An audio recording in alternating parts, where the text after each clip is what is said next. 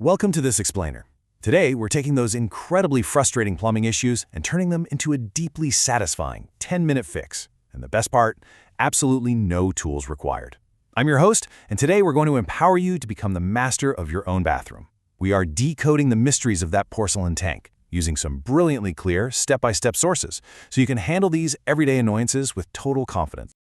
Look, we have all been there. You're lying in bed, staring at the ceiling, listening to that endless hiss coming from the bathroom, wondering, why won't the toilet just stop running? It's that background noise that really gets under your skin. And it's not just because it's annoying, right? It's because you know exactly what that sound represents. It is the sound of waste. Because, as our sources highlight, ignoring this problem means you are literally letting money go down the drain. A constantly running toilet can waste hundreds of gallons of water, hiking up your utility bills for absolutely no reason. But today, we fix that. And like I said, you rarely need a plumber for this, and you often won't even need a single tool. So here's our troubleshooting menu for today. 1. Diagnosing your toilet troubles. 2. First checks with the valve and float. 3. Fixing the flapper. 4. Unclogging the fill valve. 5. Ghost flushing and siphoning. And finally, 6. 4 habits for reliability. Okay, Section 1. Diagnosing your toilet troubles. You really can't fix what you haven't properly identified, so let's figure out exactly what your toilet is doing, or, not doing. The easiest way to start is just by using your ears and eyes right after a flush. A slow refill usually points to an issue with the fill valve or the water supply line. On the flip side, a constantly running toilet, where the water just keeps flowing and flowing, typically points to a flapper issue or a leak letting water escape into the bowl. It's a simple fork in the road, but it tells you exactly where to start investigating. When you pop the lid off, you're looking at a basic spatial roadmap of the water's journey. It goes from the supply line to the fill valve and out the flapper. And look at how elegantly simple it actually is. On the left, you've got the fill valve bringing water in. Right in the middle, there's the overflow pipe acting as your failsafe. And at the very bottom, the flapper acting as a sort of trapdoor that drops water into the bowl. Honestly, just understanding this basic geography is half the battle. Moving right along to Section 2. First checks, valve and float. Before you even think about taking anything apart, you want to look for those quick, tool-free wins. Sometimes the most frustrating problems have the absolute easiest solutions. Your very first step is to flush, and then make sure the shutoff valve on the wall behind the toilet is fully open. Because even a partially closed valve will slow the fill down to a painful trickle. Maybe someone bumped it while mopping, or it just wasn't opened all the way after a previous repair. Just give it a turn counterclockwise to make sure it's wide open. Next up, you want to check the float. You need the water to stop exactly half an inch to 1 inch below the top of the overflow pipe. If that float is set too high, water is just going to constantly spill down the pipe and you get that endless running sound. If it's too low, you simply won't have enough water in the tank for a solid, powerful flush. Most modern fill valves have a super simple adjustment screw that you can literally just turn by hand to raise or lower the float. Which brings us to Section 3, fixing the flapper. So, if your tank is full but water is still somehow leaking into the bowl, the flapper is usually your culprit. It's just a simple rubber seal, and over time, rubber degrades. But wait, before you replace it, try just wiping the flush valve seat clean of debris with a cloth. Seriously, sometimes mineral buildup or just a bit of algae can stop the rubber from making a watertight seal, and a quick wipe solves it instantly. Oh, and a quick pro tip from our sources: if you happen to use those drop-in bleach tablets in your tank, definitely stop.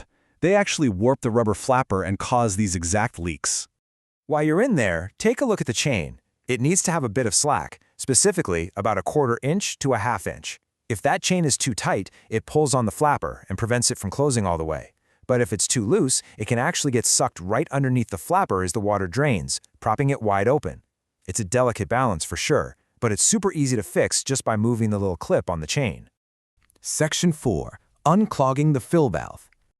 Okay, so if your toilet is still filling painfully slow, and you know for a fact the wall valve is open, it's time for a deeper dive into the fill valve. Hard water mineral deposits absolutely love to clog up this component, but the fix is foolproof. Shut off the water at the wall, remove the top cap of the valve, use the water pressure itself to shoot out the debris, and then reassemble. I know it sounds a bit intimidating to open up a plumbing valve, but these modern plastic ones are specifically designed to be serviced by hand. 0 wrenches required. Now this is an absolutely fantastic trick to keep in mind. Once the cap is off, hold a cup upside down over the valve to prevent splashing, and then turn the water supply on and off a few times. Without the cup, you are going to hit your bathroom ceiling with a geyser of water, I promise you.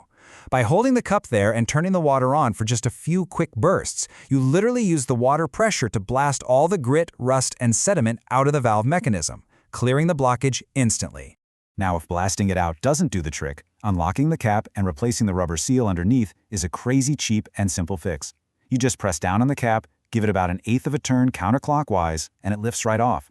Pop out that old rubber seal, push a new one in, and lock the cap back down.